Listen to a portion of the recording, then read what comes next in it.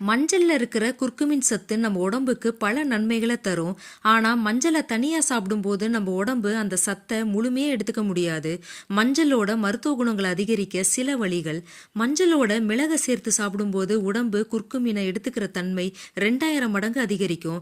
மஞ்சள் கொழுப்புல ஈஸியா கரையக்கூடியது. அதனால நம்ம எண்ணெய், நெய், வெண்ணெய் போன்ற கொழுப்பு சேர்த்து செய்யற எல்லா சமையல்லையும் மஞ்சளை சேர்த்துக்கலாம். அது மட்டும் இல்லாம பால், நட்ஸ், விதைகள் போன்ற கொழுப்புகள் சேர்த்த ஸ்மூதிஸ், டீல கூட சேர்த்துக்கலாம். குவார்சடைன் அதிகம் உள்ள ஆப்பிள், திராட்சை, வெங்காயம், பெரிஸ் இந்த உணவுகளோட மஞ்சளை சேர்த்து சாப்பிடும்போது குர்குமின் நல்லா வேலை செய்யும். மஞ்சளை தயிர், ஊறுகாய் இந்த மாதிரி ஃபெர்மெண்ட் பண்ணி சாப்பிட்றது கூட நல்லது. சப்ளிமெண்ட் மாத்திரையா எடுத்துக்கிறீங்கன்னா வெறும் குர்குமின் எக்ஸ்ட்ராக்ட் மாத்திரைக்கு பதிலாக முழு மஞ்சள் மாத்திரையை வாங்குறது நல்லது.